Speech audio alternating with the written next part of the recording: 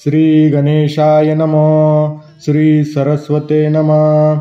जैसी आबाळाची बुंथी करुणी राहे गबसती, मग फिटलिया दीप्ती धरून ये. ज्याप्रमाणे सूर्यापुढे ढगाचे आवरण आले असता त्याचे तेज झाकले जाते, पण ते आवरण निघून गेल्यावर तो आपल्या तेजोमय प्रकाशाने प्रकाशित होतो. तैसा आहाचवरी कोरडा त्वचेचा असे पातोडा, तो झडून जाय कोंडा जैसा होय. त्याप्रमाणे वरवर दिसणारा त्वचेचा पापुद्रा कोंड्यासारखा झडून जातो.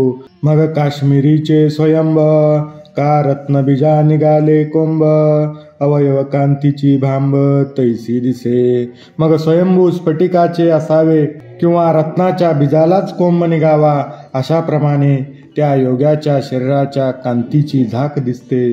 ना तरी संध्या रागीचे रंग काढूनी वळिले ते अंग, की अंतर्ज्योतीचे लिंग निर्वाळिले. किंवा मावळणाऱ्या सूर्याचे रंग काढून योग्याचे शरीर बनवले आहे की काय, किंवा शुद्ध निर्मळ अंतर्ज्योतीचे म्हणजे चैतन्य प्रकाशाचे ते लिंग आहे की काय असे वाटते.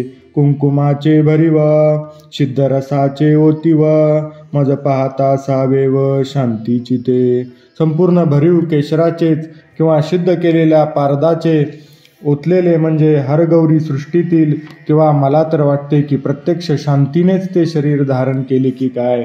ते आनंद चित्रीचे लेप ना तरी महासुखाचे रूप, की संतोष तरुचे रोप थांबले जैसे.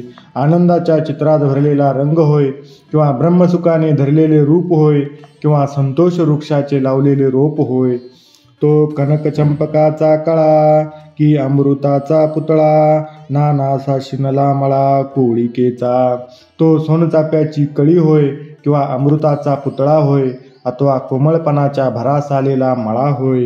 हो का जे शारदेचे निओले चंद्रबिंब पालेले, हात का तेजेची मूर्त बैसले आसनावरी. योग्याचे शरीर म्हणजे शरद ऋतूतील पौर्णिमेच्या थंडाव्याने विकसित झालेले जणू चंद्रबिंबच होय, किंवा मूर्तिमंत चंद्राचे तेजच आसनावर बसलेले आहे. तैसे शरीर होये जे वेळी कुंडलिनी चंद्र पिये, मग देहाकृती बिहे कृतांतुगा. जेव्हा कुंडलिनी चंद्रामृत पिते तेव्हा योग्याचे शरीर याप्रमाणे होते.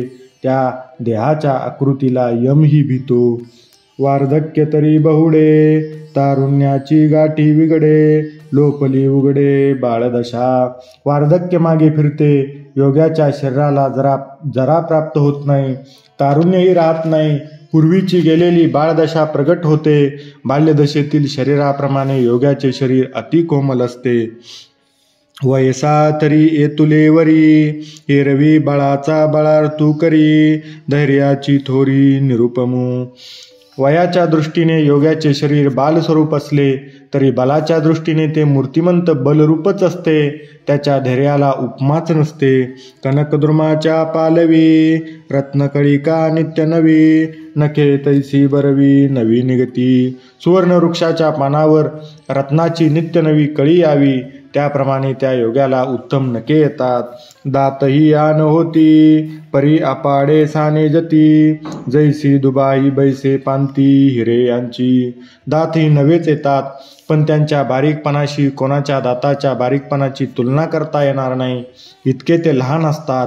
जणू काय दोन्ही बाजूला हिऱ्यांच्या पंक्ती बसविल्या आहेत.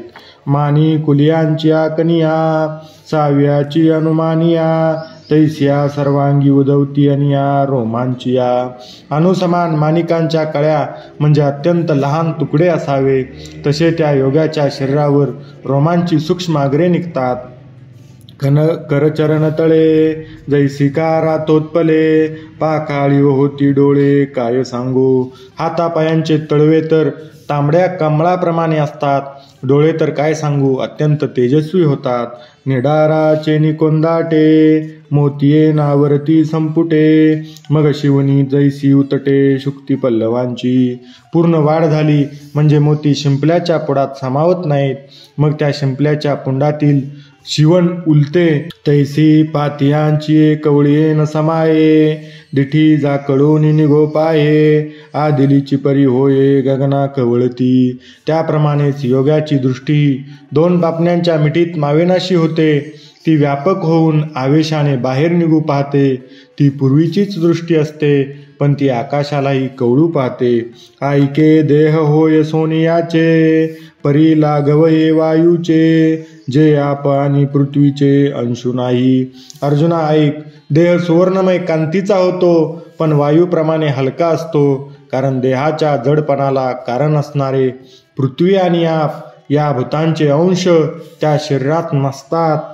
मग समुद्रा पलीकडील देखे, स्वर्गीचा आलोचू ऐके, मनोगत ओळखे मुंगियेचे. मग तो योगी समुद्रा पलीकडील पाहू शकतो, स्वर्गातील शब्द ऐकू शकतो, मुंगीचे मनोगत देखील तो ओळखू शकतो. पावनाचा वारिका वळगे, चाले तरी उदकी पाऊल न लागे, येणे येणे प्रसंगे येते बहुता सिद्धी. वायूच्या घोड्यावर तो स्वार होतो, म्हणजे वाऱ्यासारखी त्याची गती असते. समुद्रावर तो चालतो, पण पायाला पाणी लागत नाही. अशाप्रमाणे अनेक सिद्धी योग्याला प्राप्त होतात. ऐके प्राणाचा हात धरुनी, गगनाची पावटी करुनी, मध्यमेचे निदाद राहुनी हृदयाली. प्राणाचा हात धरून व आकाशाची पायरी करून सुषुम्नेच्या जिन्याने ती कुंडलिनी हृदयाच्या ठिकाणी येते. ते कुंडलिनी जगदंबा, जय चैतन्य चक्रवर्तीची शोभा, जया विश्वबीजाची कोंभा सावली केली. ती कुंडलिनी जगदंबा म्हणजे जगाची माता आहे. चैतन्यरूपी सार्वभौमाची ऐश्वर्यरूप शोभा आहे, जिने जगदरूपी बीजाच्या अंकुरावर सावली केली. जे शून्यलिंगाची पिंडी, जे परमात्मया शिवाची करंडी, जे प्रणवाची उघडी जन्मभूमी. जी शून्यमय अशा निर्विकल्प लिंगाची पिंडी होय, जी परमात्मा शिवाची संबळी होय व जी ओंकाराची जन्मभूमी होय. हे असो ते कुंडलिनी बाळी, हृदया आतू आली, तव अनुहताची बोली चावळे ते. असो ही कुंडलिनी बाळी हृदयाच्या ठिकाणी आली असता तेथे ती अनाहताची बोली बोलू लागते. शक्तीची अंगा लागले, बुद्धीचे चैतन्य होते झाले, ते तेने ऐकले अळूमाळू. बुद्धी कुंडलिनी शक्तीच्या अंगाला लागली असता ती चैतन्य स्वरूप होते व ती नाद सहज ऐकते. घोषाच्या कुंडी, नादचित्रांची रुपडी, प्रणवाची मोडी रेखिली ऐसी. तेथे नादाचे कुंडच असते, म्हणजे सारखा घोषच होत असतो, पण त्यात 10 प्रकारचे नाद असतात आणि ते प्रणवाच्या आकाशात जशा रेषा असतात तसे ते दशनाद नादमय घोषात असतात. हेची कल्पावे तरी जाणीजे, परी आता कल्पिते कैसे आणीजे, तरी नेनो काय गाजे तिये ठाई. पण त्यांची कल्पना केली तर जाणता येते, पण तेथे कल्पना करणारा कोण आणायचा, तरी कसा घोष होतो हे सांगता येत नाही. विसरोनी गेलो अर्जुना, जव नाशू नाही पवना, तव वाचा आती गगना म्हणून घुमे.